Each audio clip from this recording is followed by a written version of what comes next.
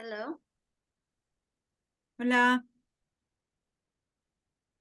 Qué nervios. Sí, Ok, dice que bueno, está. grabando, pero quizás ahora no tendríamos que grabar, ¿no? Porque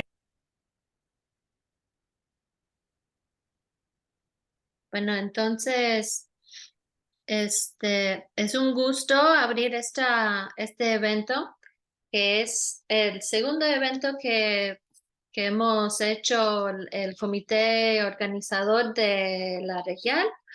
Y es la primera vez que hacemos un evento de este estilo, que es el conversatorio. Y la idea es circular textos de dos de los miembros con que contamos, que tengan algo que ver el uno con el otro. Y luego que estos dos presentadores entren en una conversación y un intercambio sobre comparar y contrastar sus metodologías, argumentos, conclusiones y cómo el estudio de estos dos temas nos puede avanzar un poco el estudio de la historia de la infancia en América Latina. Y hoy tenemos el gusto de darle la bienvenida a dos nuevos miembros que tenemos. Primero que tenemos a José dos Santos Costa Jr., que es doctor en Historia de la Universidad Federal de Rio Grande do Sul del año pasado, 2022. También es maestro en Historia de la Universidad Federal de Paraíba y licenciado en Historia de la Universidad Federal de Campina Grande. Actualmente es profesor sustituto en el Departamento de Historia de la Universidad Estatal de Paraíba. Trabaja en historia con énfasis en los siguientes temas: teoría y metodología de la historia, historia de la infancia y juventud, interseccionalidad, biografías y autobiografías de jóvenes en conflicto con la ley y historia de la República de Brasil, entre otros temas.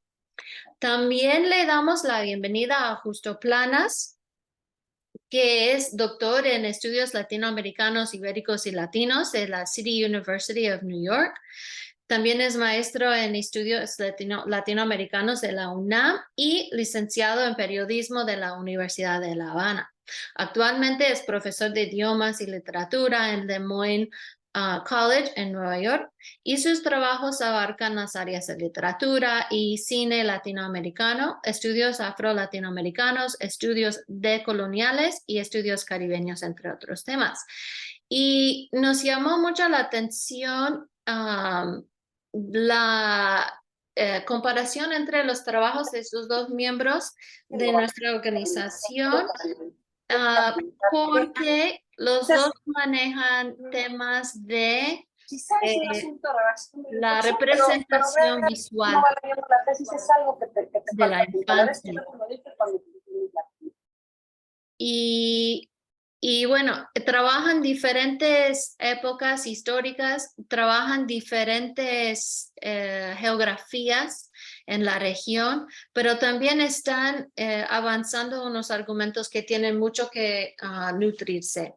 Y nos gustaría mucho que nos den la orientación un poco a cada uno a su trabajo, su currículo, su trabajo más grande, su proyecto académico, y como contexto para el texto que circularon entre los miembros que están aquí presentes. Entonces, primero a ver, donde tengo apuntado. Primero le vamos a dar oportunidad a Justo a abrir con una breve presentación de su proyecto académico y introducción al texto que va a presentar o que presentó en la circulación, y luego le damos esa misma oportunidad a José.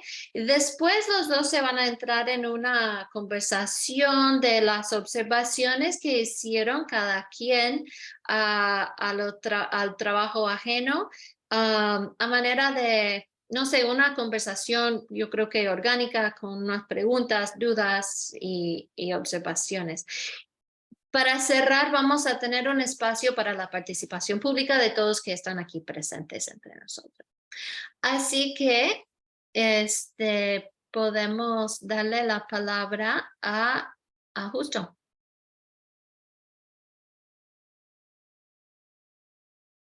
Buenas tardes a todos. Me encanta esta posibilidad.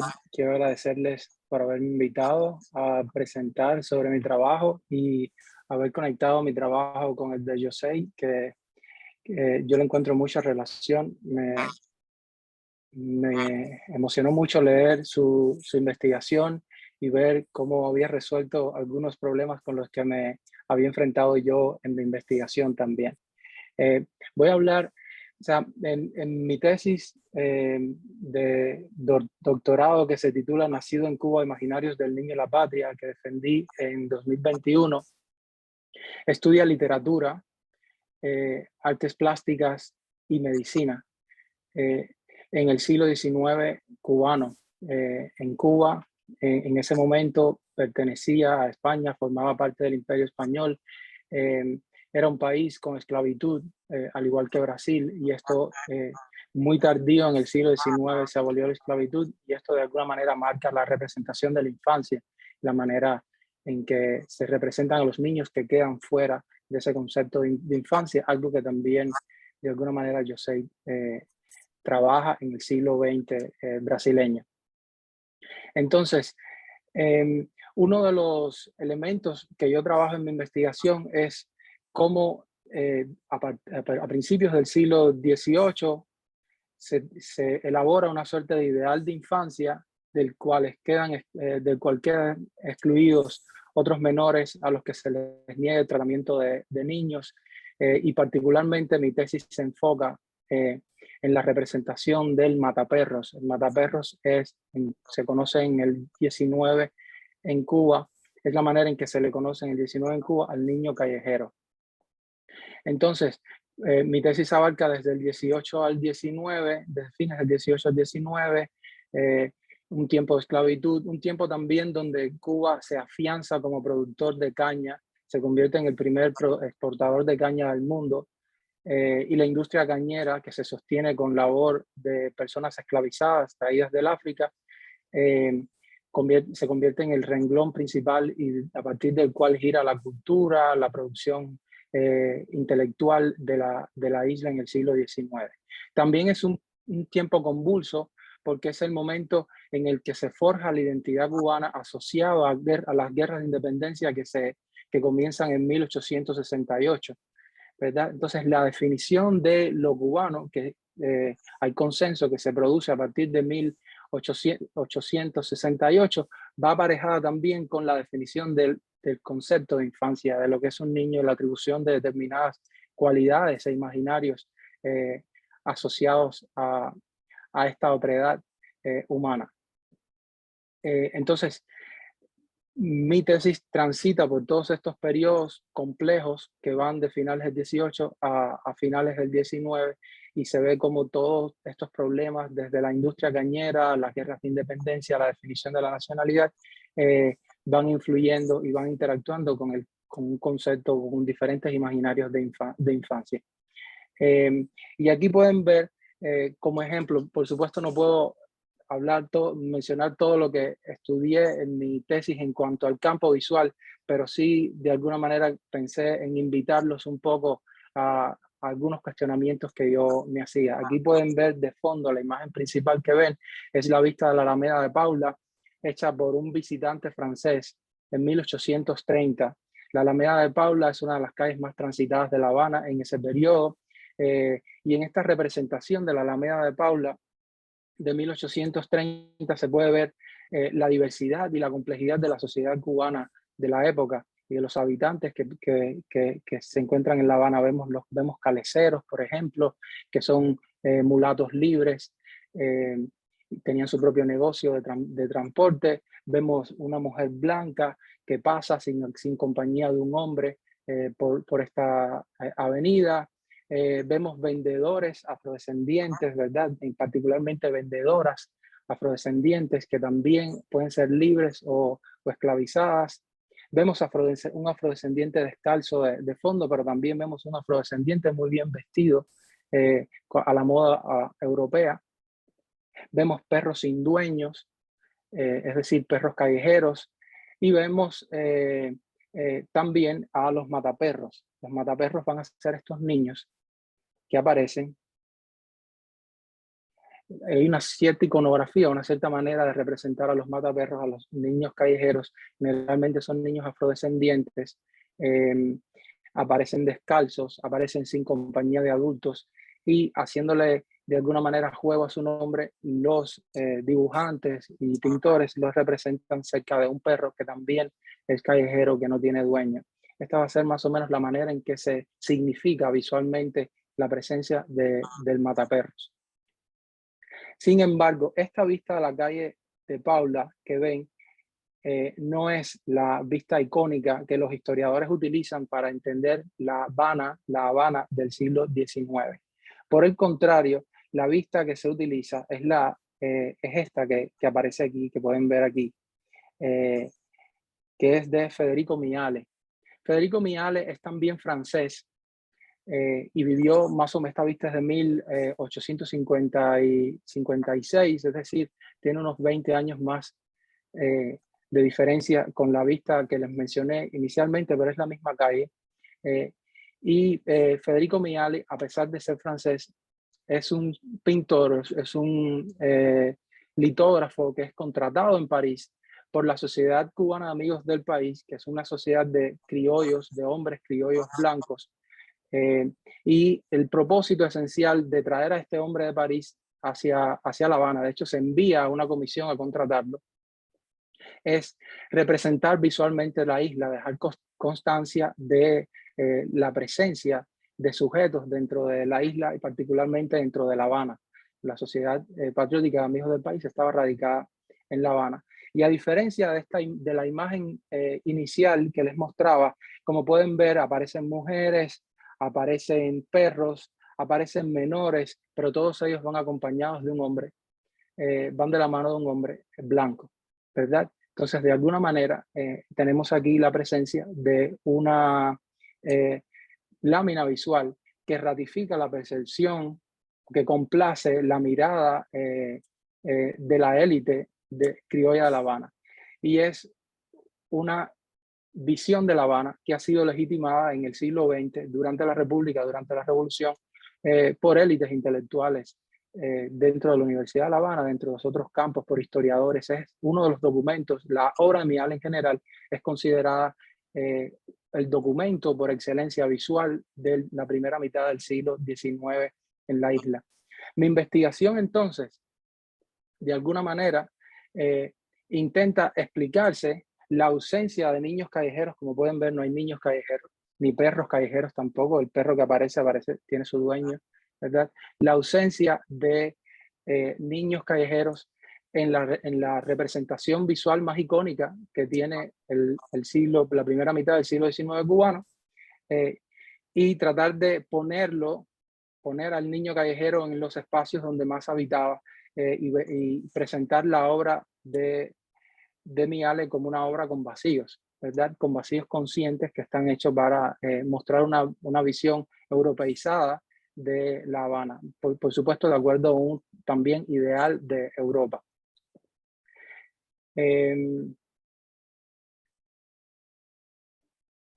Aquí, por ejemplo, les ponía por supuesto, la imagen que les había mostrado de Garneret. Aquí tienen esta imagen está hecha por Durford en 1765 durante la ocupación cubana, la ocupación británica de La Habana.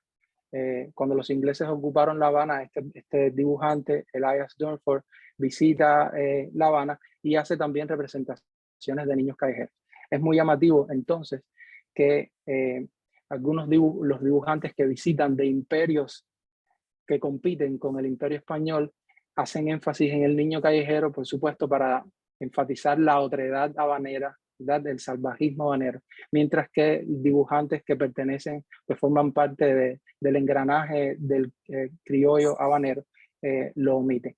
Miale hace este dibujo de El Cabecero en 1852, donde sí aparece un perro y aparece un niño afrodescendiente. Sin embargo, el niño está de la mano de su madre, ¿verdad? Entonces la presencia de este perro, a diferencia de Elias Dunford, que es la presencia de este perrito jocoso, tiene otro significado aquí. El perro viene de alguna manera a significar, viene a reemplazar la imagen del mataperro y se utiliza en este caso para hablar del peligro, ¿verdad? El peligro que puede tener para los niños afrodescendientes jugar, apartarse de sus padres, dejar la cercanía de alguna manera de diferentes sujetos adultos que remitían por último al sujeto blanco criollo de élite.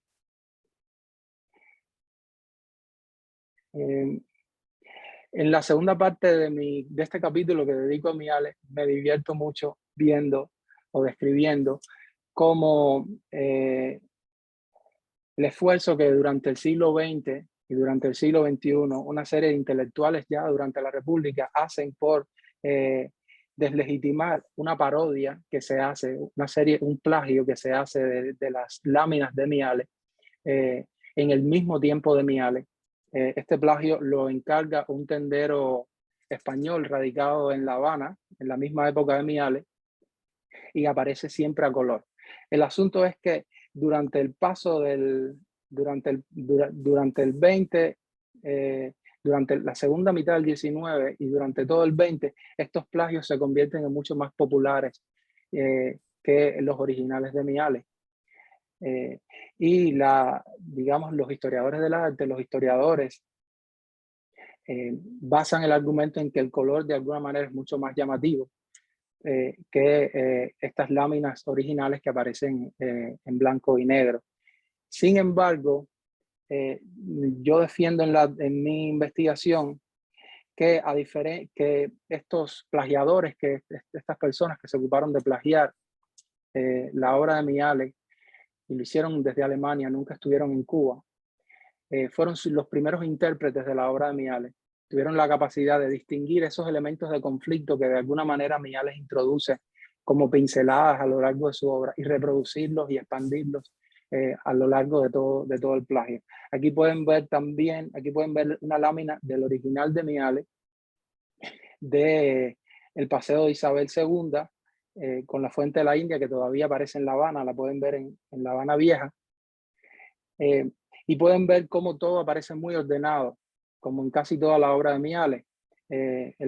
Los árboles están bien cortados, los sujetos, en su mayoría los hombres que andan, las personas que andan a pie son hombres, su gran mayoría blancos. Las mujeres aparecen en coche, ¿verdad? No tienen acceso a la calle a pie, sino se desplazan en carruaje. No hay perros, no hay niños, y los animales, por supuesto, representados por estos caballos, aparecen también sujetos al dominio del hombre blanco. Sin embargo, a diferencia de Miale, este plagio se ha ocupado de mostrar una Habana mucho más viva, donde los sujetos ya no se encuentran en la acera solamente, sino que toman el césped y conversan bajo la sombra, hombres y mujeres, donde las mujeres deambulan por la calle solas, y donde aparecen perros callejeros, como pueden ver también, y donde aparece este niño que yo estudio en la segunda parte de este capítulo en detalle, que es un niño callejero, ¿verdad? Que aparece justo detrás de las mujeres y aparece dirigiendo su vista al espectador. Por supuesto, este niño abre toda una serie de significaciones dentro de la obra dentro de esta obra en específico. Y aparecen otros niños callejeros en los plagios que por una cuestión de tiempo no puedo mencionar. Más allá, en otro capítulo de mi tesis también estudio cómo durante el periodo de independencia la presencia del niño callejero que pueden ver aquí es nuevamente el niño afrodescendiente descalzo, ¿verdad? Que juega sin la compañía de adultos. Se utiliza por la propaganda española imperial para significar el peligro de la mezcla entre sujetos de diferentes razas. para significar el peligro de la independencia del Imperio Español, representado por la ausencia de adultos en esta escena, ¿verdad? La relación o cosa que se da entre estos niños, de alguna manera, significa la relación de, digamos, distanciamiento del Imperio Español que empiezan a mostrar algunos criollos durante este periodo. Esta lámina, este dibujo de Víctor Patricio Landaluz, se da durante el periodo de entreguerras, poco antes de la Segunda Guerra de Independencia de 1895 en Cuba. Y como pueden ver, hay 3 niños y se marca como una especie de narrativa de decadencia, ¿verdad? Tienen este primer niño que aparentemente fue enviado a ser mandados por sus padres, ¿verdad? Tiene esta bolsa aquí que se distrae en el juego de canicas que tienen estos 2 niños. Y lógicamente este otro niño, este segundo niño que es blanco, ha dejado aquí al lado los mandados que sus padres le mandaron a hacer para divertirse con el juego, ¿verdad? Entonces el afrodescendiente, en este caso, el mataperro, viene a significar la ausencia de la autoridad española y el libertinaje. Luego, fuera de mi tesis, he trabajado también como en el siglo XX, de alguna manera esto quizás se conecta con la obra de José, como en el siglo XX se transforma la figura del mataperro y se empieza a hablar del niño criminal, también asociado a un criterio de raza y particularmente al género masculino. Aquí, por ejemplo, más adelante en un trabajo que hice, estudio la obra de Israel Castellano, que fue médico, criminólogo, y cómo él elabora el concepto del negrito asesino, ¿verdad? Como una manera de estimular determinados cambios en el sistema legal de Cuba durante la República, después de la independencia, que permitieran criminalizar prácticas afrocubanas, entre otras las prácticas de religiones afrocubanas. Y como contrapartida de esto, como contraparte de esto, la aparente desaparición y asesinato de niños blancos, niñas blancas, durante los 1910 y 1920, luego investigaciones como la de Alexandra Bonfield han demostrado que esta polémica que se da en la prensa no existió en realidad, no existe prueba de ningún juicio, ni existe prueba legal de niños muertos durante este periodo, lo cual resulta muy interesante. O sea, de alguna manera fue una forma que encontró la élite de mover la opinión pública en contra de ciertas prácticas religiosas de afrocubanos. Y luego, durante el periodo de revolución, me he dedicado en un trabajo que publiqué en Chile, en la revista Antropología Visual, a entender cómo se inserta la presencia de una diversidad de infancias dentro del sistema educativo que crea la Revolución Cubana y dentro de las campañas educativas de la Revolución Cubana. Cómo se lidia con la diversidad de preferencias sexuales, de orígenes sociales que se hereda del periodo republicano y del capitalismo, y por supuesto de raza también y de prácticas. Y me concentro en el cine y en la película de cierta manera, que de alguna manera trabaja directamente el tema de la marginalidad a partir de la perspectiva de esta persona que es una educadora. Más o menos es un breve recorrido sobre lo que he investigado en términos visuales, también en literatura he trabajado este tema. Muchas gracias. Excelente, muchas gracias, Justo. Y muy interesante todos los temas que has podido abordar a lo largo de tus estudios. Ahora le damos la palabra a José a presentar su obra. José.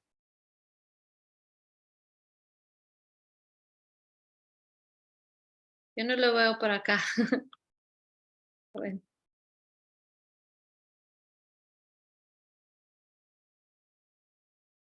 Ok.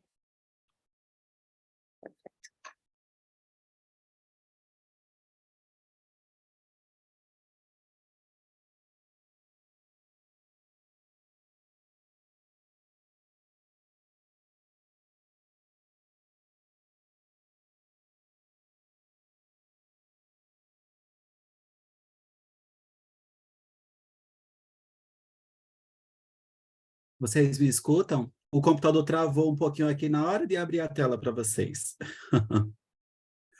Sí se oye. E eu acho que a tela já começou a aparecer para vocês, né? No, no tenemos imagen tuya, pero sí podemos ver tu pantalla.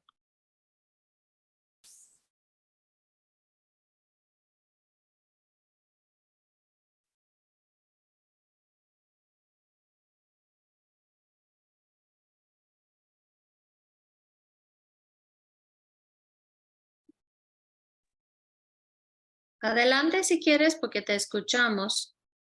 Sim.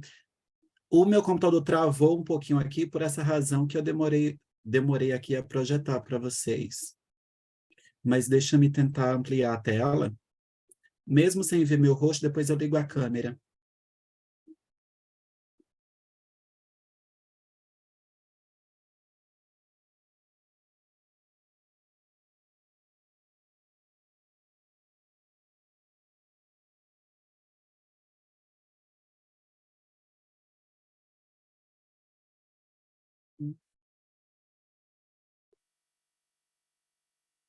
Si quieres, yo puedo intentar con como me enviaste el archivo.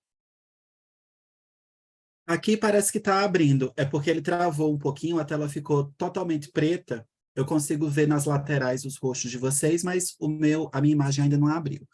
Vamos só aguardar um instante. Caso ela não abra, aí eu te peço que faça a projeção para mim, tá bem, Helena? Ok.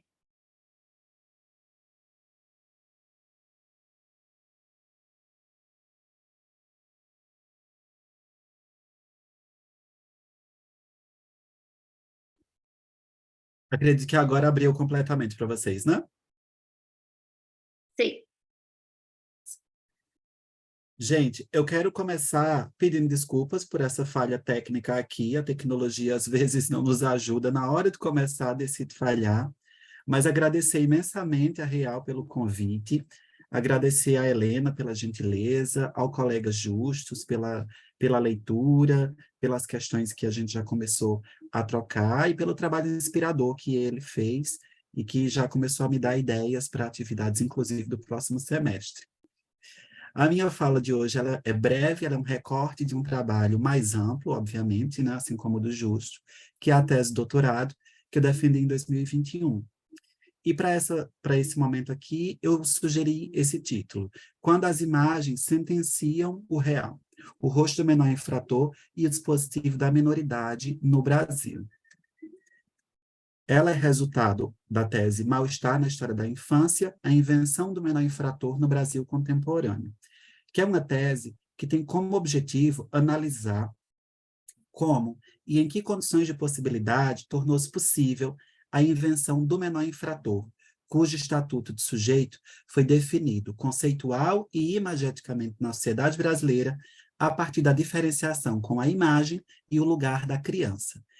Isso me inquietava já desde a graduação, e, na verdade, já um pouco antes, na militância política, antes de entrar na universidade, de fazer o curso de licenciatura em História. Eu fui maturando isso, recolhendo uma série de materiais, até chegar no nível do doutorado e conseguir realizar essa pesquisa em um recorte que é um tanto quanto amplo, né? Porque pega materiais do final do século XIX e vem até o tempo presente, para tentar cartografar, isso é, fazer um mapa mesmo dessas transformações e dessas imagens. Como a sociedade se organiza de tal maneira a criar esses dois lugares de sujeito. Um visto como escolarizado, higiênico e objeto de muitos cuidados, que seria a criança. E, por outro lado, o seu perfeito contrário, aquele que é objeto de encarceramento, de violência e de todo tipo de represália e estigmatização, ou seja, o menor infrator.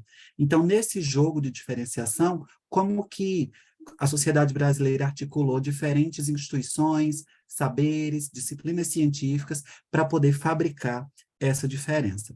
Então, é nesse sentido que eu penso a emergência desse conceito imagem do menor infrator no âmbito do dispositivo da minoridade. Dispositivo, que é um termo Foucaultiano e deleuziano, que vai dar conta de pensar essa rede de instituições, de leis, de saberes que se organizam em um determinado campo de forças para fabricar um determinado processo, imagem ou sujeito, que este é, no caso que eu estou querendo aqui, saber como é que esse sujeito foi fabricado. E uma coisa que me chamava a atenção e que eu queria muito pensar era sobre o fato de que a historiografia da infância já tinha se debruçado sobre esse tema do menor infrator de maneira bastante farta, só que sempre tratando de legislação, instituições, processos de institucionalização e disciplinarização, mas ainda sem muito espaço para pensar como é que estes jovens, estes adolescentes, se reconheceram ou não neste lugar de sujeito.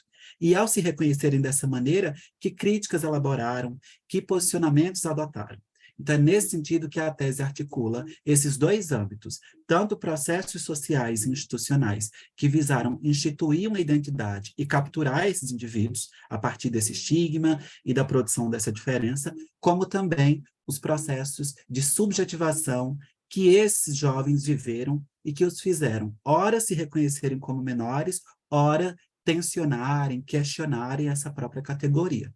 Então, é nesse sentido que foi bastante desafiador, mas estimulante fazer essa pesquisa para pensar processos estruturais e conjunturais da sociedade brasileira, mas, ao mesmo tempo, pensar a dimensão íntima, privada, pessoal desses jovens. E, por essa razão, uma das fontes que foram, assim, fundamentais para a argumentação foram as biografias, as biografias e as autobiografias desses jovens. E aí eu destaco A Queda para o Alto, do jovem Anderson Herzer, e Mais que a Realidade, do Paulo Collin. Ambos foram internados na Fundação Estadual do Bem-Estar do Menor, em São Paulo, e produziram autobiografias que tiveram uma circulação bem razoável, inclusive tendo depois adaptadas para o cinema.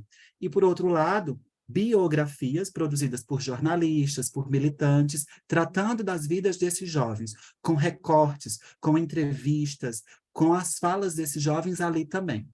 Então, é claro que a terceira parte da tese, ela tensiona bastante essa divisão entre biografias e autobiografias. O caso do Anderson Herzer, e eu fiz um texto específico sobre isso, publiquei na revista Tempo e Argumento, da UDESC, deixa escancarada essa tensão entre até que ponto aquilo ali é de fato uma autobiografia, porque da capa até a disposição do material, o Anderson pouco pôde influenciar, mas, a rigor, é ele que assina a autobiografia. Então, esse texto depois eu posso enviar para vocês também, um texto independente, resultado da tese. Então, a tese está organizada não em capítulos, mas em 3 partes. As formas do visível e as tecnologias da sujeição, que é a parte 1, que vai se dedicar a pensar uma série de saberes, instituições, intelectuais, que do final do século XIX até meados do século XX no Brasil, começaram a fabricar essa diferença entre o menor e a criança. O menor, ora chamado como pivete, como delinquente, e cada vez mais chamado como infrator, principalmente ali na virada dos anos 50 para os anos 60, e esse termo vai começar a se tornar mais frequente. Então, é uma tese que vai fazer uma arqueologia desses saberes, e saberes que provêm da psicanálise, da medicina, de uma psiquiatria forense, um discurso pedagógico, que vão constituir essa rede, esse dispositivo da minoridade, nessa virada do século XIX para o XX, e começar a colocar o menor como um problema para a sociedade brasileira. A parte 2 se chama O Rosto do Infrator e as Tiranias da Identidade, em que eu começo falando sobre mutações que ocorreram dos anos 50 para os anos 60, e que isso é muito perceptível, inclusive, a partir da imprensa.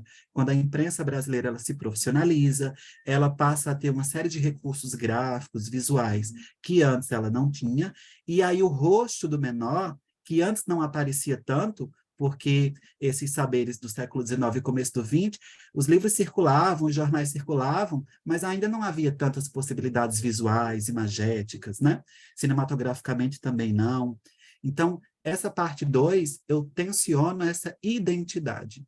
O que é uma identidade? Será que um historiador deve acreditar na identidade ou deve colocá-la sempre em questão?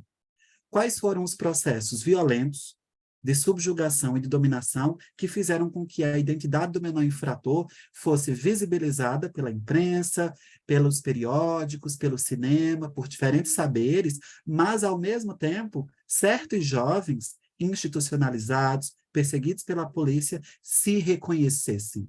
Eu sou menor, eu sou delinquente, eu sou infrator. E dizerem isso, tomarem a palavra em diferentes momentos, se colocando nessa situação, com mais ou menos criticidade. E aí, existe nessa segunda parte um investimento profundamente visual, né? São muitas e muitas imagens que eu analiso nessa parte da tese, e são imagens que provêm de diferentes materialidades, tanto da imprensa, jornais e revistas, obras de intelectuais, capas de livros que, na verdade, são publicações da legislação, como a gente vê aqui o Código de Menores, de romances e peças de teatro, como esse que está aqui, nos tons vermelho e preto, e também gravuras, imagens de diferentes tipos, com diferentes materialidades, que circularam por diferentes meios e campos sociais. Por exemplo, essa imagem na parte superior direita, em que há o mapa do Brasil e no centro duas crianças, provém de um material de ordem religiosa, que é a campanha da fraternidade, que acontece no Brasil desde os anos 60, é conduzida pela Igreja Católica e tem o objetivo de colocar temáticas sociais para reflexão e incidência nas políticas públicas. Então, em 1987, o tema foi: quem acolhe o menor, a mim acolhe. Como se fosse Jesus, numa frase que está lá no Evangelho de Mateus, se fosse Jesus Cristo tomando a palavra para falar do menor. Agora não era mais ele que precisava ser acolhido, mas sim o menor carente, o menor abandonado e, em última instância, o menor infrator. E aí, nessa parte da tese, eu analiso uma imagem que a campanha da fraternidade produziu e que deu o nome O Perfil do Menor Infrator. E que perfil é esse? É um menino, tem entre 9 e 15 anos, é negro, é pobre, já passou por situações de perseguição policial, então tem a imagem dele no centro e uma série de setas apontando e categorizando que menor infrator é esse. Então, essa parte da tese vai questionar isso, que para mim até então eu não tinha pensado: a historicidade do rosto, a face humana. Como que ela é fabricada, como ela é constituída e que valores são atribuídos a ela.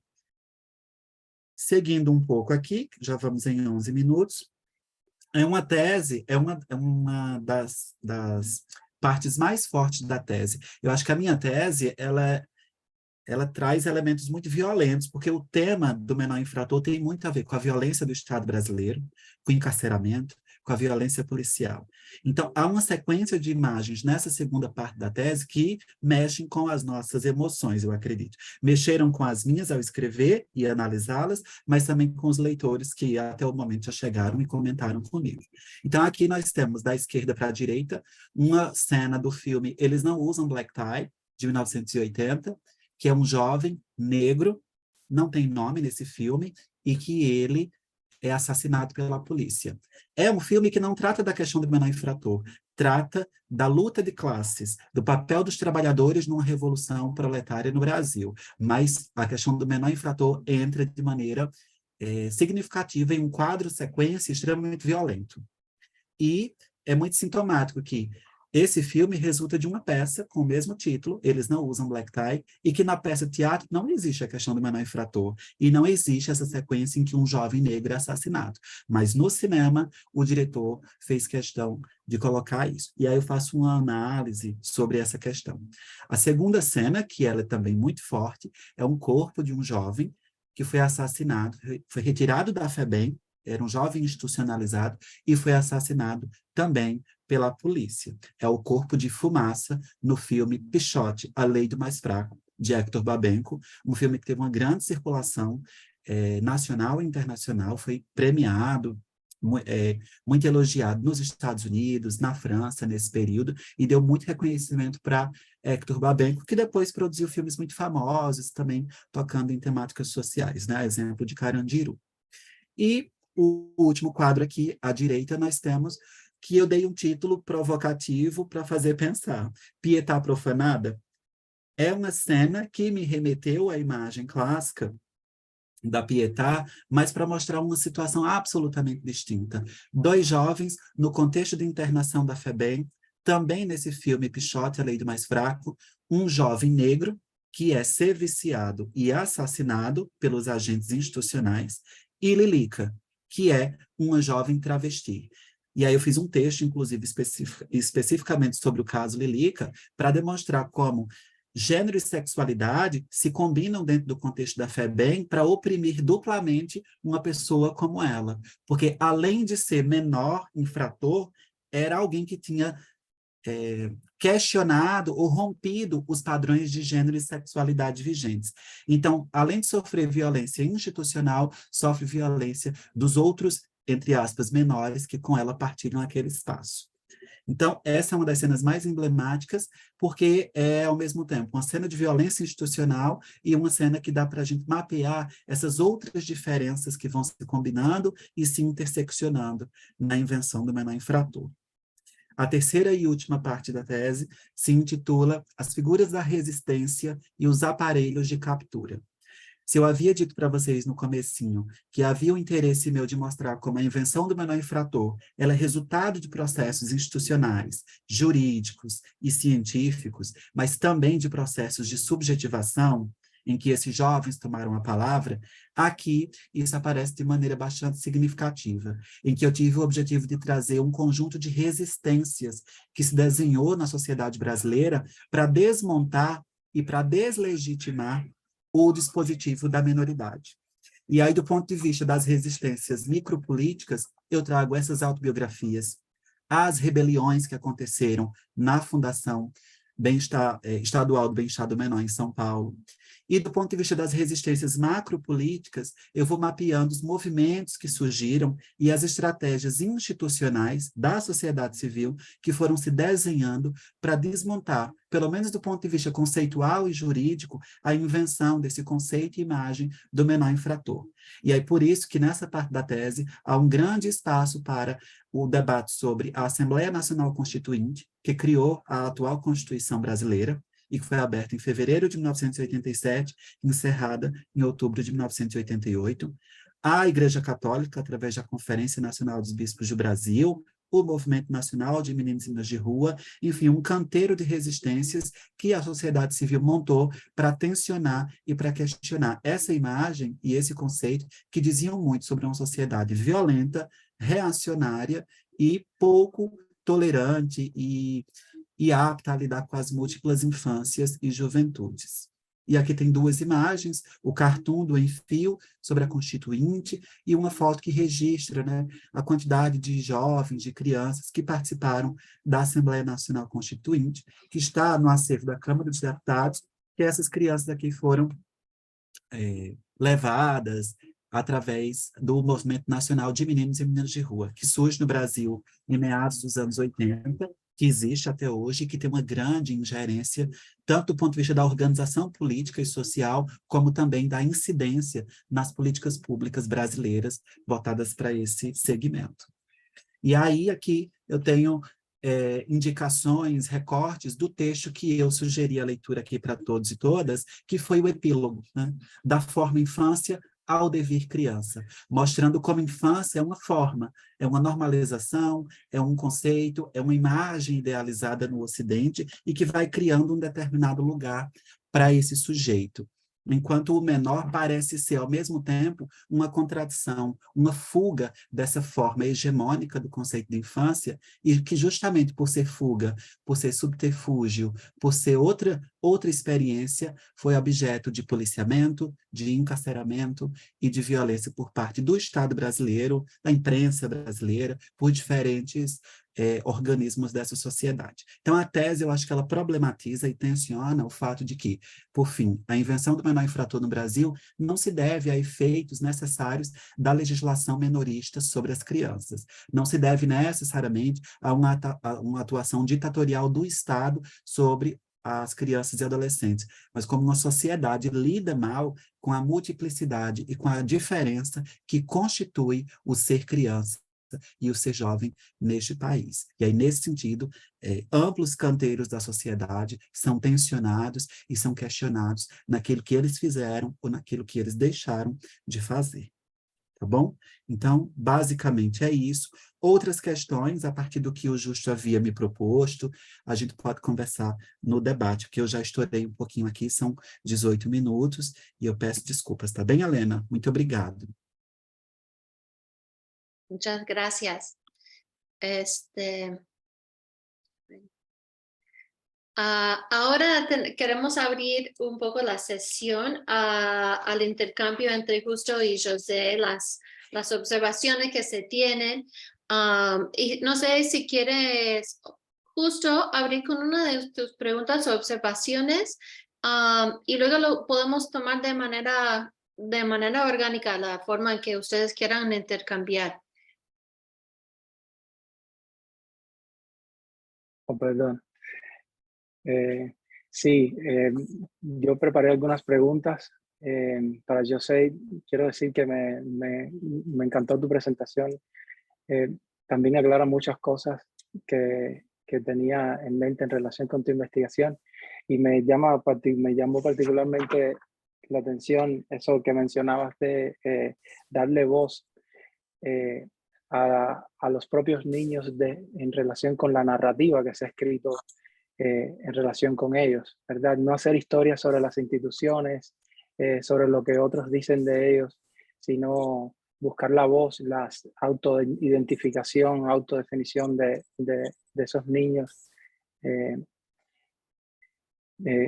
que son niños marginalizados por diferentes razones. Entonces, preguntas para ti que tienen que ver con preguntas que a mí se dio en la investigación. No estoy diciendo que no tienes que tener respuestas en relación con ellas completamente claras, porque yo mismo no tengo muchas respuestas para ellas, pero uno de los problemas con los que yo me enfrenté es la sobreabundancia de representaciones de niños marginalizados masculinos, pero no tantas niñas, ¿verdad? ¿Tú crees que existen diferencias? ¿Encontraste tú algo similar estudiando Brasil? ¿Crees que hay diferencias en la manera en que la élite blanca, masculina, falocéntrica, representa a los menores infractores niñas en relación con los niños? ¿O para ti ambos son representados de manera similar?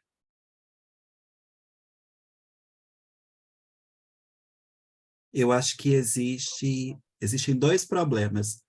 Do ponto de vista documental e historiográfico, ainda poucos estudos que deem conta da presença de meninas dentro de contextos de criminalidade e de delinquência. Isso coloca a gente diante de um desafio complicado, segundo diz a pesquisadora Carmen Oliveira, do campo das ciências sociais, que é o de não cair na tese da masculinização da violência. Tendo em vista o excesso de documentação sobre figuras masculinas em contextos de violência, delinquência e criminalidade, achar que existe uma figura pacifista e essencialmente harmônica do feminino. Então, acho que não. Mas o que eu acho que existe são processos que eu percebi na documentação que é de tentativas de naturalização. E aí eu queria dizer duas coisas nesse sentido. Primeiro que pensar que gênero é categoria que nos ajuda a pensar processos de diferenciação. Processos de diferenciação, de pluralização, que vão se basear num critério que é o sexo. Se sexo é biológico e gênero é cultura, aí a gente tem que abrir um outro debate, porque é um debate muito denso, muito mais amplo. Mas o que eu acho que é importante levar em consideração, ainda com a Joan Scott, é nesse sentido. Relações de gênero são processos de produção de diferença. E dentro disso eu queria indicar outros casos que poderiam aparecer, mas como temos pouco tempo, 3 personagens da documentação que eu consultei que dão a entender algo sobre isso. Uma é a personagem Dora, que é uma menina, ali com seus 10, 12 anos, que aparece no romance de Jorge Amado, um dos maiores escritores brasileiros do século XX, num romance chamado Capitães da Areia, que é um romance que fala, que eu analiso na primeira parte da tese, que fala sobre um bando de delinquentes na Bahia, na cidade de Salvador, na primeira metade do século XX. E dentro desse bando existia uma menina que exerceu um certo protagonismo. Só que vários trechos do romance, ao falar e ao descrever quem era Dora e como ela se comportava, chega a dizer, inclusive, que ela era confundida com o Pedro Bala. Ela era mais valente que os outros meninos. Então, uma série de características. O que eu quero dizer é o seguinte: para caracterizar Dora e para que Dora tenha importância e relevância dentro daquele contexto que é de marginalização e que é de violência, a ela são atribuídas características que não seriam exatamente femininas. Então, é preciso descaracterizá-la enquanto menina, nessa condição de gênero, para que ela tenha relevância e incidência naquele contexto. Isso é curioso, e eu quero escrever ainda sobre isso, um texto específico sobre a figura da Dora nesse romance, e com base nos jornais de época também. Uma outra figura, a que apareceu aqui para vocês, é a da Lilica. Porque no filme do Hector Babenco, Lilica, ela é duplamente violentada. E tem uma coisa interessantíssima, colegas, que é o fato de que esse filme, eu fui na investigação, vendo os roteiros, as primeiras 3 versões do roteiro, que foi analisado por uma outra pesquisadora do campo da literatura, as 3 primeiras versões do roteiro não contavam com a personagem Lilica. Numa 4ª versão, o Jorge Duran e o Hector Babenco criam uma personagem feminina e dão a ela um nome que no Brasil é muito banalizado, inclusive, Mariazinha, que é um nome que dá uma ideia de docilidade, de infantilidade, de ingenuidade, de doçura. E aí o Jorge Duran é quem diz: essa personagem é violenta, não tem nada a ver atribuir a ela o nome de Mariazinha, atribui a ela uma docilidade que não é dela. Pelas posturas que ela tem, pelas cenas que ela protagoniza, tudo que ela não pode é ser chamada de Mariazinha. E aí, isso dá muito a pensar, de novo, sobre para ela ter função no filme, e ela tem uma função importantíssima, mas aí não a menina, aqui se trata de uma jovem travesti. Tem distinções importantes em termos de gênero e sexualidade. Para que ela tenha importância, de novo, há um processo de descaracterização dela. E uma incidência, que aí tem cenas de estupro também no filme, incidências tanto do ponto de vista dos outros menores em relação a ela, como de agentes institucionais sobre o corpo dela. E aí a terceira e última personagem, que aqui para mim foi mais desafiadora, é a personagem de Anderson Herzer, que é o que a gente mais recentemente, adaptando o nosso vocabulário no campo das ciências humanas, temos reconhecido como um homem trans. Ele escreveu e publicou, do interior da FEBEM de São Paulo, a sua autobiografia, A Queda para o Alto. Só que essa biografia sai em 1982, poucos meses depois que ele comete suicídio. Eu fiz um texto, como eu falei para vocês, especificamente sobre o caso Anderson Herzer, mas diz muito para nós como diferentes instituições, como o Movimento em Defesa do Menor, a Assembleia Legislativa de São Paulo, a imprensa da época, uma série de jornalistas e militantes, como a Lia Junqueira, apoiaram a figura de Anderson Herzer e a visibilização dele no Brasil dos anos 70 para os anos 80. Mas para que ele fizesse isso, o fato de ser um homem trans foi objeto também de descaracterização. Ao ponto de Eduardo Suplicy, que é um importante político brasileiro, vivo até hoje, que apoiou ele do início ao fim, nunca o chamou de Anderson, sempre o chamou de Sandra Mara, seu nome de nascimento. Então, aqui a gente vê como essas diferenças de gênero e sexualidade, elas são negociadas de diferentes maneiras, mas um ponto que as unifica, digamos assim, na documentação que eu acessei, parece ser um processo de invisibilização, de negação dessa diferença. Para que a biografia do Anderson ganhe lugar, precisa que seja apagado. E aí uma coisa que eu também quero vir a analisar no futuro é o fato da autobiografia dele ter se tornado objeto do cinema. Em 1987 foi lançado o filme Vera, que é uma adaptação da autobiografia, só que ali a gente não tem Anderson Herzer. A gente tem uma mulher lésbica. Então, é um processo, de novo, de descaracterização em termos de gênero e sexualidade, quando ele se reconhecia como hoje a gente chama de um homem trans, e não de uma mulher lésbica. E aí, a própria autobiografia dele, dentro da FEBEM, mostra para nós essas violações. O Humberto, que era o chefe da FEBEM na época, o diretor da FEBEM, o humilha publicamente, dizendo que ele é um machão sem pênis. E ele, para exercer influência, o Anderson Rezer, para exercer influência dentro da FEBEM sobre as outras meninas, ele precisa assumir o lugar de masculino. Ele é o chefe, ele é o homem, ele é quem comanda. Então, essas negociações e essas tensões em termos de gênero e sexualidade dão muito pano para a manga. Muy bien, muchas gracias. Otra pregunta sería sobre, bueno, tu investigación se mueve por diferentes esferas. Una de ellas, por ejemplo, es la esfera legal, del espacio legal, ¿verdad? Eh, cómo se negocia, cómo se elabora el concepto de menor infractor desde ese espacio y desde otros. Me pregunto sobre la esfera médica, sobre todo en el cruce de siglos, finales del 19, principios del 20.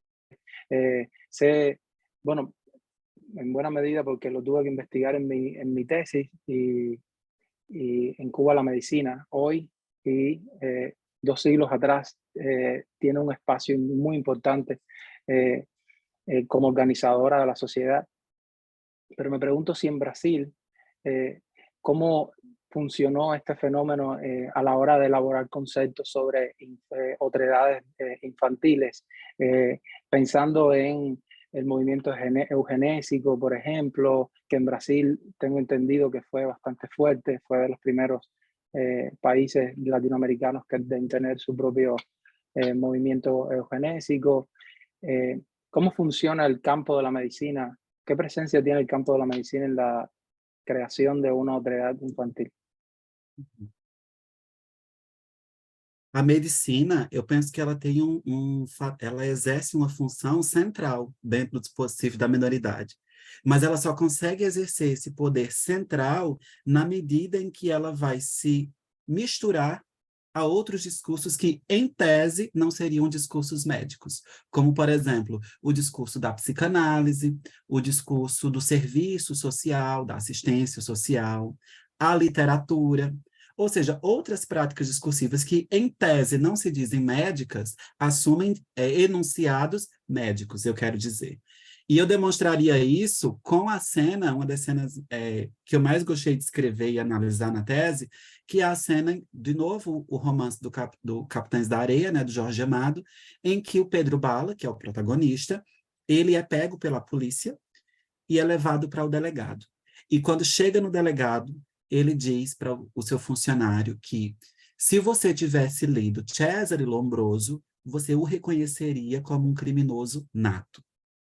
Perceba, e aí ele começa a descrever o rosto do Pedro Bala. O fato de ser um rosto esguio, magro, marcado pelo sol, com marcas de ferida, ou seja, marcas de violência que ele já praticou contra outros e que outros praticaram contra ele, indicariam a sua natureza delinquente. Então, o Cesare Lombroso, um criminalista italiano que todos nós conhecemos, ele teve uma ingerência profunda no imaginário médico brasileiro, no pensamento social brasileiro, né? E isso vai atravessar a segunda metade do século XX e toda a primeira metade do século XX, isso já foi objeto, inclusive, de muita análise historiográfica. Ajuda o discurso médico ao naturalizar o real, ao naturalizar ou biologizar o social, vai ter uma ingerência muito grande. Então, nós vamos ter departamentos de bioestatística no Brasil, departamentos de biologia infantil dentro das faculdades de medicina, dentro de instituições que vão se voltar para tentativas de explicação da marginalidade e da delinquência através dessa ideia de uma enfermidade social.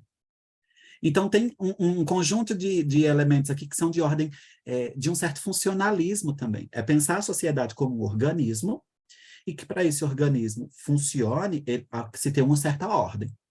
E para que se tenha essa certa ordem, é importante diagnosticar os pontos de adoecimento. E aí a infância pobre, negra, é que vai pagar essa conta, né? Ali vai se localizar muito esse dispositivo.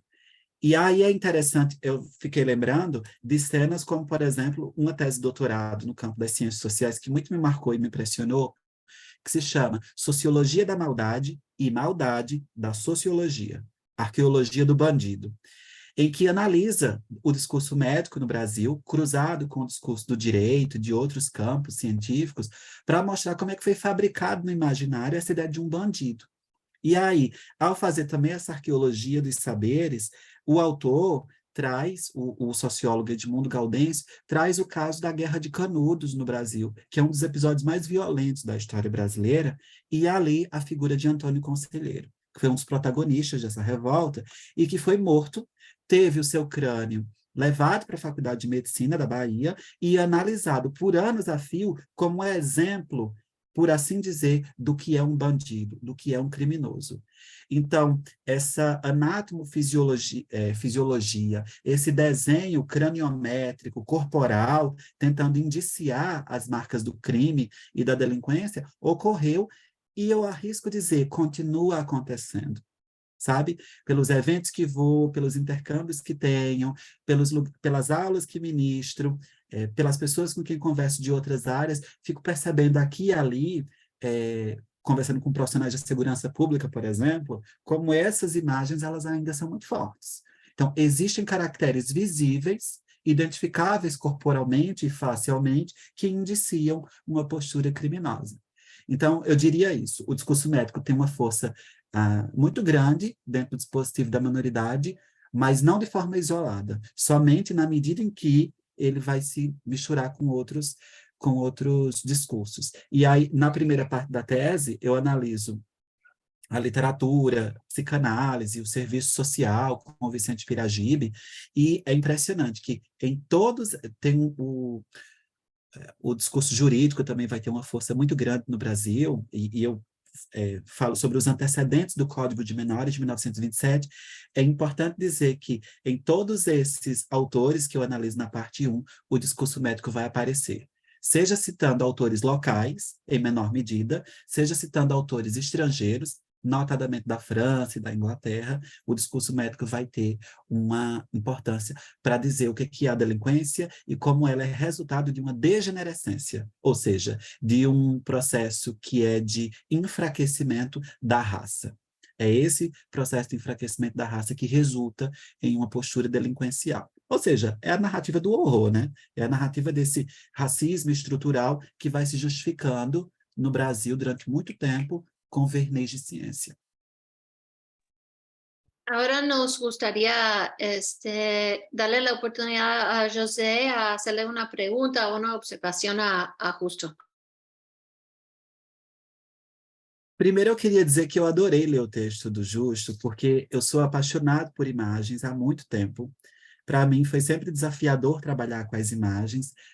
Comecei lá na graduação, no mestrado, ainda com análise de fotografias, ainda com imagens fixas, depois trabalhando com imagens em movimento no doutorado, e hoje também escrevendo nessa direção. Mas eu gostei muito da tua sensibilidade, do modo como tu conduz a tua narrativa. Uma coisa que eu quis te perguntar, fiquei te perguntando ao longo da leitura, foi assim, no trato com a documentação, nas tuas escolhas sobre quais telas analisar, que sequências construir, qual foi o impacto das fontes e da própria materialidade dessas fontes nas tuas escolhas narrativas? Porque me parece que as nossas fontes, elas exercem, ou elas podem vir a exercer, uma certa influência sobre o modo como a gente vai construir uma certa inteligibilidade, um certo entendimento na escrita, na narrativa. Então, comigo aconteceu muito isso. As autobiografias e o cinema me mexeram muito com minha forma de escrever. E eu queria saber contigo, qual é a forma como tu pensa isso? Como as fontes mexeram ou não com a tua maneira de escrever a história? Bueno, buenísima pregunta. Bueno, primero, yo no soy historiador, lo que yo hago son estudios culturales y esto es una distinción importante, porque yo también trato de iluminar la obra que estoy analizando. La obra plástica que estoy analizando es también en buena medida mi objeto de estudio y quizás ahí puede haber una distancia con la posición de un historiador. Y eso de alguna manera influyó en mi estilo, porque y el gran problema en cuanto a la historia de la infancia en Cuba, que quizás es un problema que compartimos todos, es que no hay historia de la infancia en Cuba. Hay algunos artículos y el rol que vendría a cumplir alguien que quiere hacer estudios culturales sería un rol a posteriori después de una historia establecida del objeto, ¿verdad? Y yo de alguna manera estaba funcionando en dos espacios. Estaba funcionando en buena medida como alguien que asume la posición de un historiador y está tratando de traer a la luz estos sujetos que son los niños callejeros del 19, pero por el otro lado, mi preocupación también era iluminar comprensiones sobre una obra que es clave dentro de la historia del arte cubana, como la obra de Miale. En buena medida esto influyó en mi estilo porque no quería ser completamente historiador y a cada rato tenía que recordarme que ese no era mi rol a la hora de elaborar la tesis. El otro asunto en cuanto a estilo propiamente, y yo estudié literatura también, igual que tú, el otro asunto es que estaba estudiando sujetos del siglo XIX con los cuales no quería identificarme por diferentes razones, ¿verdad? La perspectiva del siglo XIX cubana ha sido dominada por sujetos blancos de clase alta, criollos, muchos de ellos durante la primera mitad del siglo XIX, proesclavistas y pro imperialismo español. Y por supuesto yo quería mantenerme bien distante de eso a la hora de escribir mis textos. No obstante, lógicamente hubo cierto nivel de contaminación. Yo creo que sí traté de hacer algo que en buena medida veo que hiciste tú también con tu investigación, y es tratar de utilizar muchos de los términos que ellos empleaban. Por ejemplo, el de mataperro es un término que obviamente yo heredo de ese discurso, pero presentarlos como una invención y ver entonces detrás como la armadura, el esqueleto sobre el cual estos sujetos utilizaban ese término, sobre el cual estos sujetos utilizaban ese término. Y aquí me parece que quizás nuestras dos investigaciones se distancian de otras investigaciones que he leído, que cuando historian la infancia, cuando hacen estudios culturales de la infancia, no lo presentan como una invención, sino no cuestionan no cuestionan determinadas cosas que la sociedad por lo general da por obvias, ¿verdad? Que determinadas personas a determinada edad sean llamados niños, y que permite que esas personas sean consideradas niños, y que permite que otras personas que tienen la misma edad y la misma estatura que esos niños no sean considerados niños, como es el caso del menor infractor en tu investigación y del mataperros en el mío. Yo noté a la hora de hacer análisis de estilo cómo estos sujetos del 19 que yo analizaba evitaban utilizar la palabra niño para referirse a estos menores, a estos nacidos, y sin embargo había una gran abundancia de esta palabra, de la palabra niño, a la hora de referirse a eso que tú llamas el sujeto menor, que representa los ideales de la burguesía de la época, ¿verdad? De esos ideales de sujetos blancos, de origen, que es originado por una familia nuclear, es decir, estructurada, como mencionas tú, entrecomillado, heterosexual, etc. De alguna manera, creo que puedes responder un poco tu pregunta. E sabe uma outra coisa que eu fiquei pensando ao ler o teu texto? Porque eu sou um entusiasta, como todos nós somos aqui do campo de histórias da infância, ou mais que isso, dos estudos sobre a infância, né? Seja não só na historiografia, mas nos outros campos também. E aí eu gostei tanto da análise que tu faz das imagens, e eu fiquei pensando, inclusive, quero usar no próximo semestre uma disciplina que eu vou ministrar sobre arte, sobre estética e política. E eu acho que o teu texto tem muito a nos dizer sobre isso. E aí eu vou trabalhar isso no próximo semestre. Mas uma coisa que eu fiquei pensando seria de você apresentar uma dica, uma sugestão para as novas gerações de historiadores e historiadoras. Aqui no Brasil, por exemplo, eu lembro muito do século XIX, o Jean-Baptiste Debré tem uma série de telas, de imagens interessantíssimas que dão a entender muito sobre o cotidiano da criança no Brasil oitocentista. Mas eu queria te perguntar, quais outras telas, quais outros pintores, para além destes que tu analisou, mas que tu conhece, tu acha que renderiam bons estudos sobre infâncias e crianças no passado? Quais outras fontes você recomendaria para esses novos historiadores e historiadoras que podem cruzar também, assim como você, o campo da história da arte com a história da infância? Então, eu fiquei querendo dicas também para outras fontes que você recomendaría. Bueno, en el caso de Cuba, y que quizás aplica también a otros países latinoamericanos, voy a proponer cosas que de alguna manera han pasado por mi mente como estudios visuales propiamente y que podrían ser interesantes. Uno de ellos es la representación visual del niño o de menores en revistas médicas, que abunda muchísimo, muchísimo. En Cuba está la revista clínico-quirúrgica, por ejemplo, que transita todo el 19 completamente y llega hasta buena parte del 20.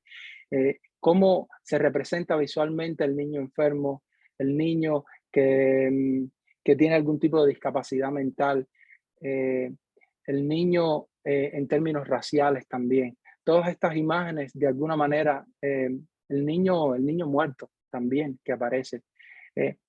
Está todo este campo visual dentro del espacio de la medicina que generalmente no es muy explotado y que tiene su propia estética y su propia forma de representación. Eso sería un campo que me parece que puede ser interesante para estudiar.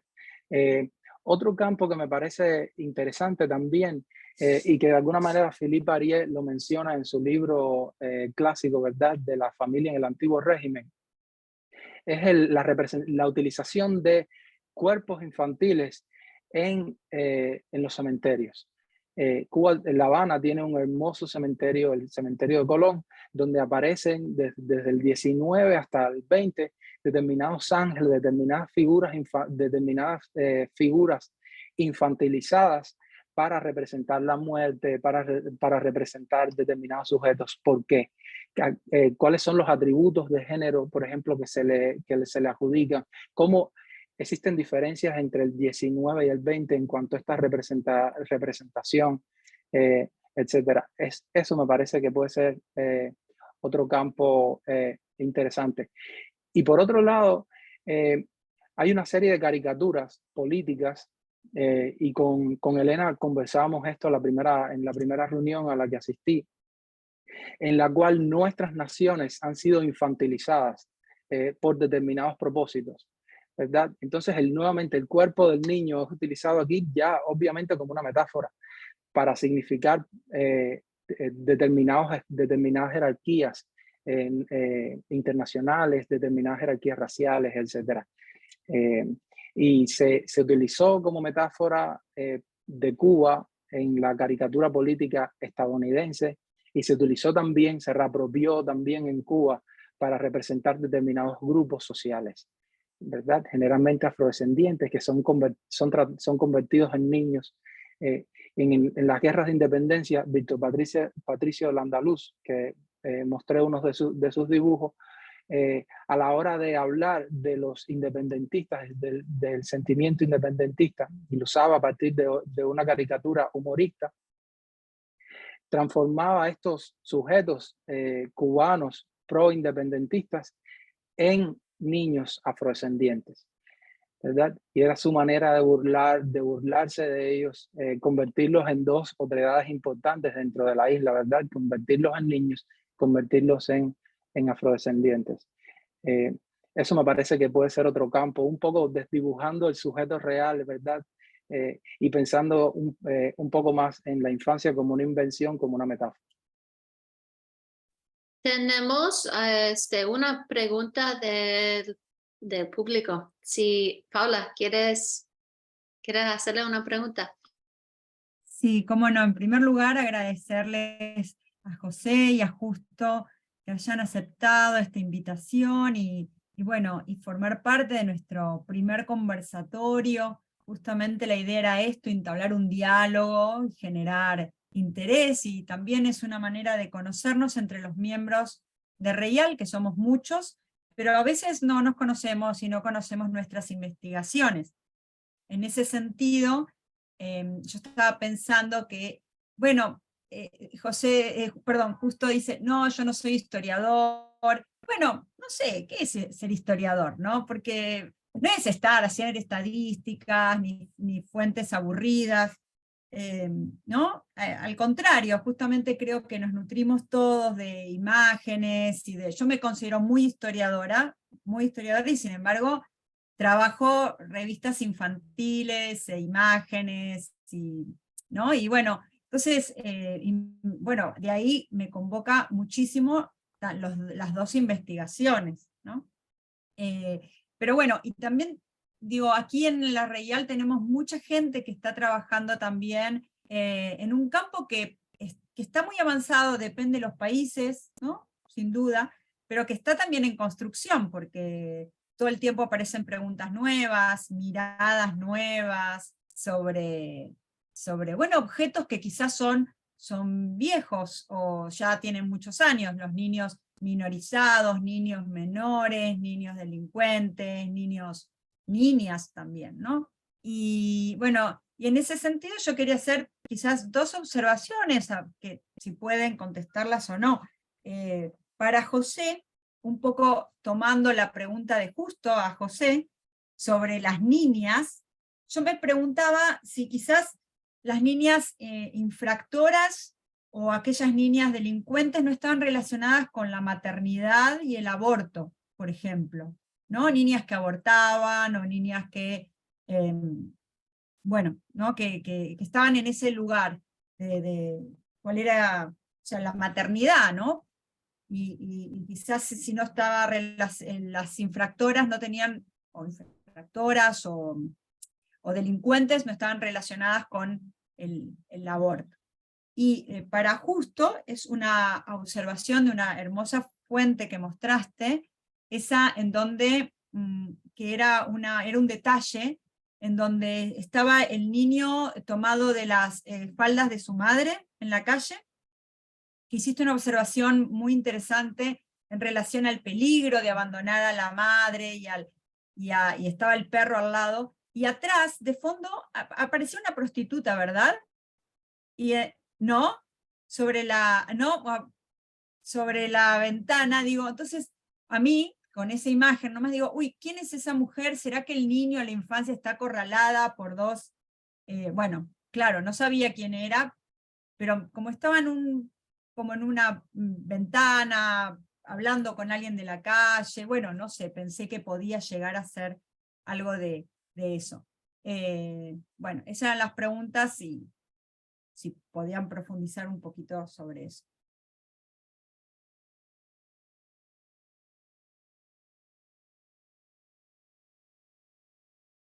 Bueno, empiezo yo.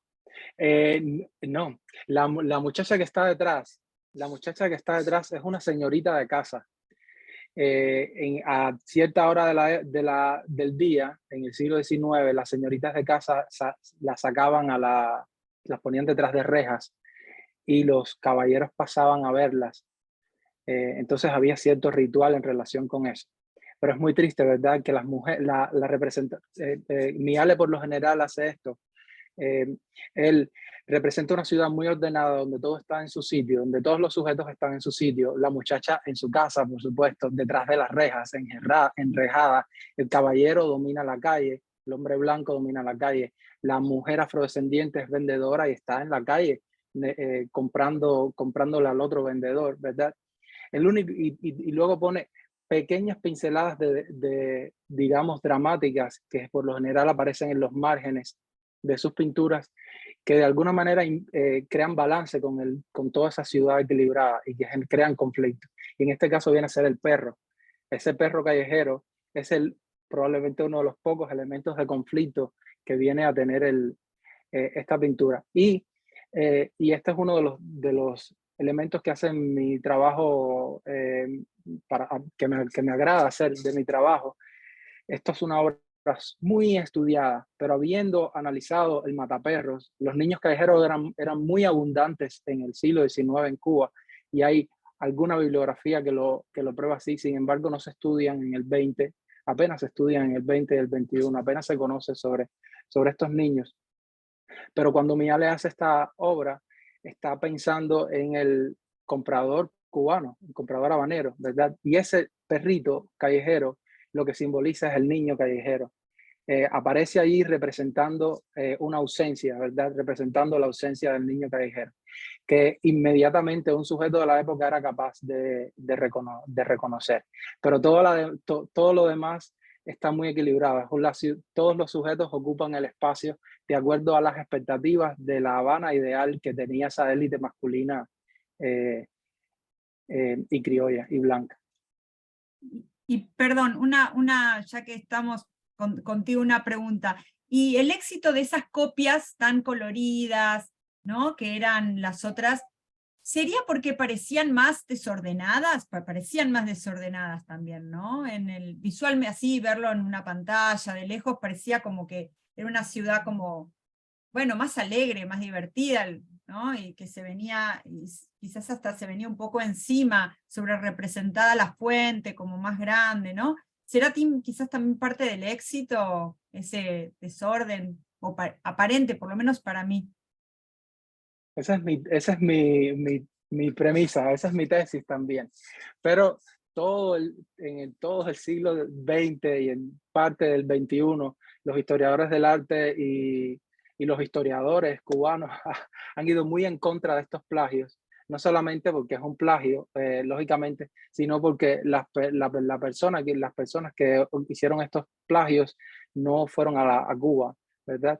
Entonces, mi tesis es que precisamente ellos supieron identificar estas pinceladas de desorden, y además lo pruebo en mi investigación. Cómo agarran un perro callejero, de este perro callejero que aparece en el casero, luego aparecen otras pinturas del plagio en lugares donde Miales no los había puesto. Entonces, mi premisa en la investigación es que estos plagiadores tuvieron que estudiar bien la obra de Miales, la representación de La Habana. Eran en sí mismos litógrafos y supieron identificar cómo Miales escondía zonas de conflicto y reproducirlas en el resto y reproducirlas en los plagios. Y por supuesto, el público habanero, y para mí esto es una de las cosas que valida estos plagios, que me permite defenderlos no ya como plagios, sino como parodia, ¿verdad? Que es otro tipo de categoría. Y el hecho de que el público cubano haya preferido estas obras a color por encima de las obras de Miales, y no solamente el público cubano, sino el europeo, y que todavía hoy sigan apareciendo incluso libros de historia en Cuba con carátulas del plagio y no del original, está dado precisamente por presentar una visión conflictuada y más rica de La Habana, como tú mencionas.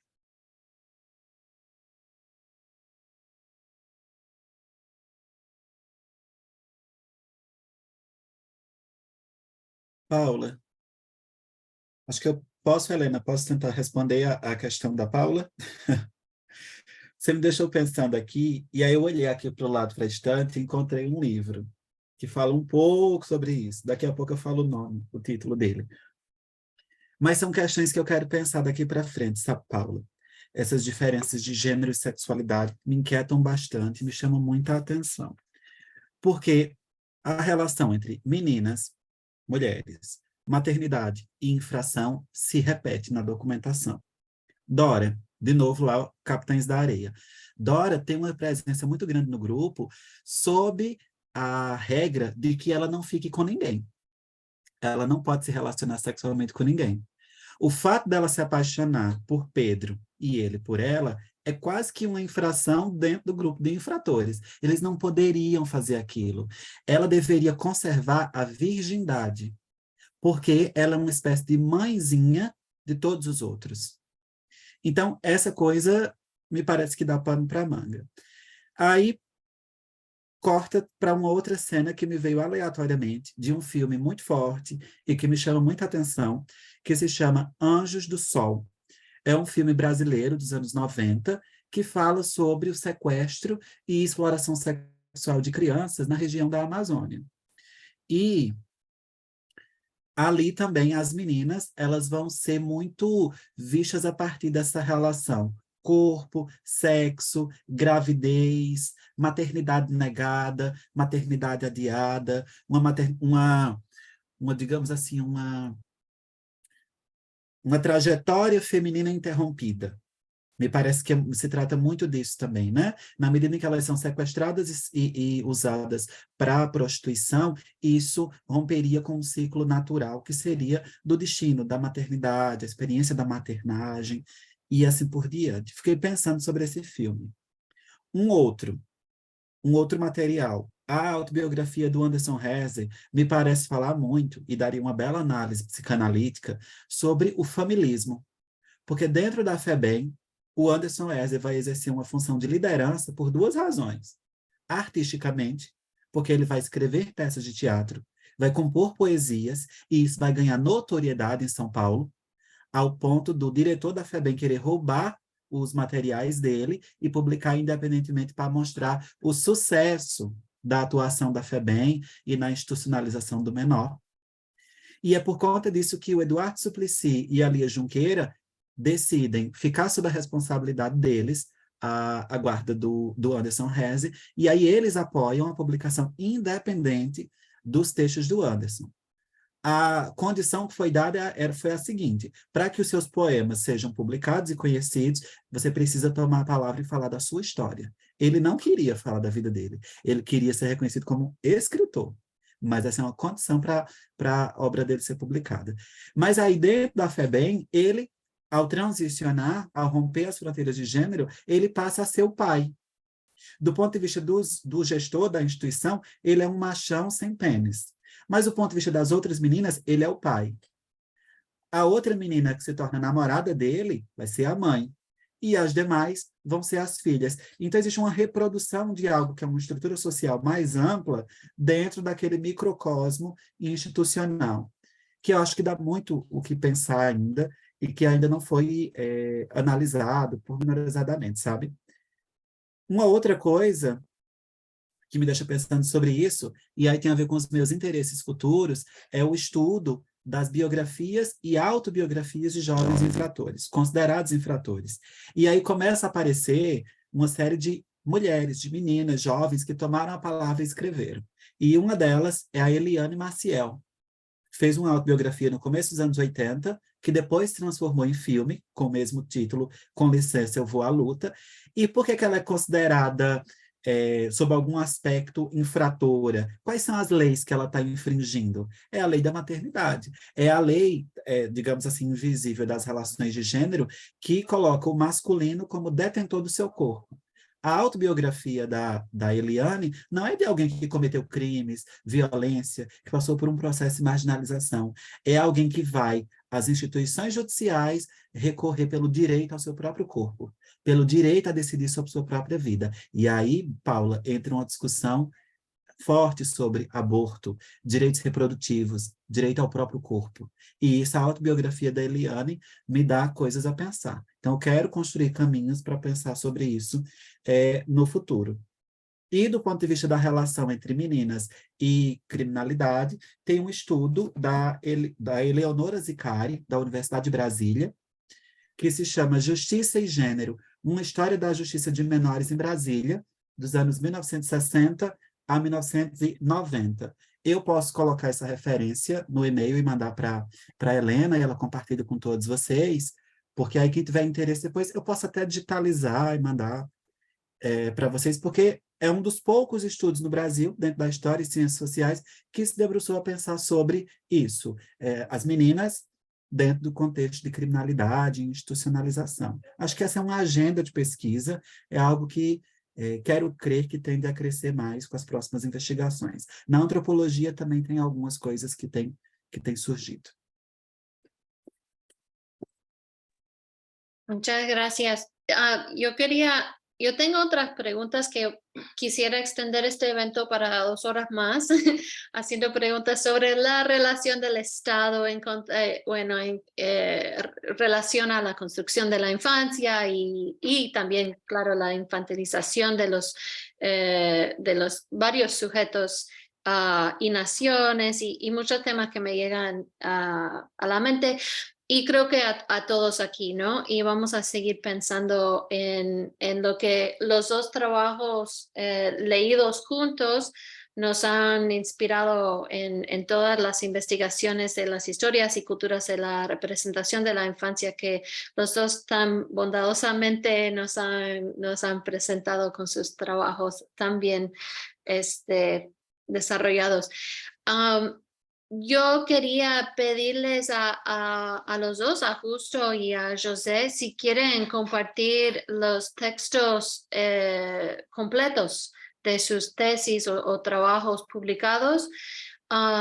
Si tienen los enlaces, los pueden poner en el chat inmediatamente, o si no, nos pueden enviar a nosotros y podemos circular entre los participantes después todo el trabajo que hayan hecho para que les podamos seguir leyendo. Y también corran la palabra porque queremos hacer otro encuentro de este estilo en el futuro, con otro tema, ¿no? Que una los trabajos de 2 miembros más de nuestra organización. ¿Algún otro comentario o palabra de parte de los participantes? Paula, sí.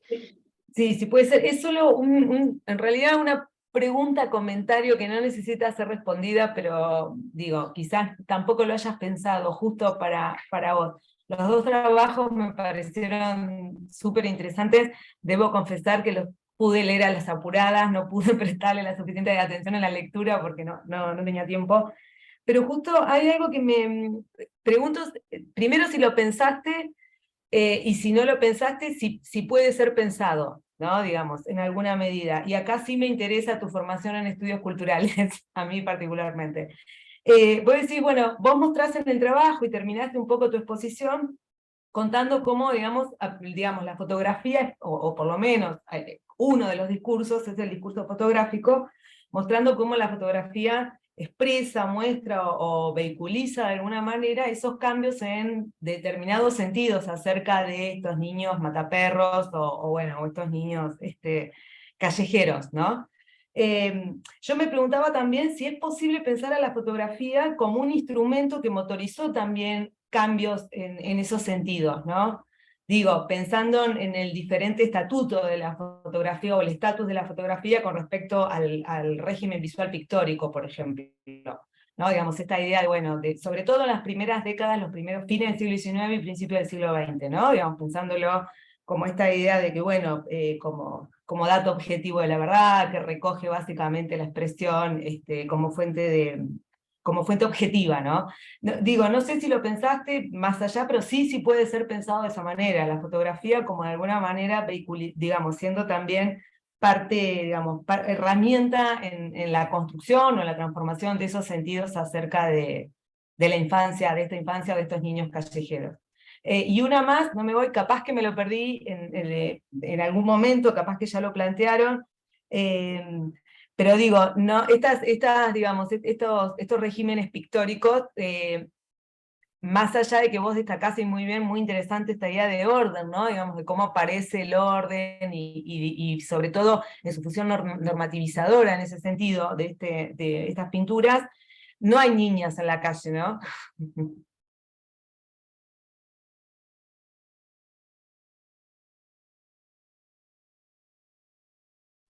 Bueno, respondo rapidito. Por supuesto. Miale hacía litografías, ¿verdad? Que es una técnica típica del 19 y que se diferencia de la pintura que en Cuba es academicista en muchos aspectos. La pintura cubana del 19 es una pintura escapista que trabaja temas mitológicos, donde aparecen niños, pero desde la lógica mitológica, ¿verdad? Griega, está pensando en Europa. y hay algunos retratos también de niños, de niños como parte de la burguesía, ¿verdad? Acompañados de sus padres o de la aristocracia de la época. Y luego en la segunda mitad del 19 sí hay retratos de niños afrodescendientes que estudio en mi investigación. La litografía está más preocupada por representar paisajes visuales. Y mi área particularmente va a tener dos tendencias principales. Una, retratar edificios que mostraran la renovación de La Habana, la grandeza de La Habana, ¿verdad? Y alrededor de estos edificios entonces la población venía a moverse. Y la segunda es retratar elementos costumbristas de, digamos, tipos cubanos. Pero en cualquier caso, la diferencia entre paisaje y retrato pictórico es importante aquí, porque si en el retrato el ser humano viene a ser el centro, ¿verdad? En el paisaje el centro está entre las relaciones entre humanos y no humanos, ¿verdad? Entonces podemos, quizás las figuras sociales aparecen un poco más pequeñas, porque el paisaje es mucho más grande, pero esto de alguna manera parece compensado por las relaciones que se dan entre una figura y la otra. La entrada a la fotografía es una entrada clave, Paola. Yo no he estudiado fotografía propiamente, pero sé que en contraste con el dibujo y con la litografía en particular, la fotografía en el paso del 19 al 20 viene a introducir una mirada científica, ¿verdad? Si el dibujo, la litografía está asociada con el arte, el costumbrismo, la literatura, la fotografía viene a ser utilizada por médicos, por antropólogos, por sociólogos, ¿verdad? Y trata de alguna manera de emular este discurso que en el espacio de la letra escrita introduce la ciencia y responde a patrones también científicos. Aparecen una serie de fotografías de niños en el paso del 19 al 20 que intentan de alguna manera emular descripciones de Lombroso, por ejemplo, intentan emular descripciones del discurso antropológico en el espacio del logos, de la letra escrita. Los cuerpos aparecen aislados de su fondo social, aparecen perfiles bien directos, ¿verdad? Tratando de reproducir una mirada objetiva. La postura no es tan importante, el rostro de los sujetos que aparecen retratados es un rostro más bien neutro y probablemente el fotógrafo les pedía que así fueran. Y luego en la segunda mitad, a medida que avanza el 20 en Cuba, con la presencia más fuerte del periodismo, ya luego de la caída del imperio, de la salida del imperio español, existe un poco más de libertad de prensa y el periodismo sensacionalista comienza a ser mucho más impactante y el criminológico también. Y entonces la fotografía viene a tener también algo que decir y la representación de los niños empieza un poco a independizarse de esa fotografía más bien científica, antropológica, del cruce de finales del 19 y principios del 20. Y hay trabajos muy exquisitos, que utilizan mucho los historiadores en la representación de los niños y de los afrodescendientes en esa época. En particular, estoy pensando en un libro que escribe un médico francés que se llamó Henri Dumont, que incluye fotografías, que se llama Antropología de los afrodescendientes en Cuba. Y también vivió en Puerto Rico, hizo algo similar en Puerto Rico, y las fotografías de estos afrodescendientes, incluyendo menores, tienen una postura más bien neutra y tratan de emular esta mirada científica, ¿verdad? De finales del 19. Gracias, Justo. Muchas gracias y gracias a Andrea por enviar un registro de este encuentro. Yo quisiera ahora agradecer mucho justo a José y también a los que dedicaron un tiempo hoy a este conversatorio y yo creo que nos enriquece mucho el pensamiento que estamos todavía desarrollando hacia la historia de la infancia. Ojalá estas conversaciones puedan seguir en otros formatos, en otros lugares, en conferencias, en reuniones en el futuro, porque ya tenemos mucho que hablar todavía. Pero por el momento, nada, nos despedimos, le damos las gracias nuevamente y esperamos vernos en el próximo encuentro, evento. Muchas gracias. Muchas gracias a ustedes, nos vemos. Gracias, adiós.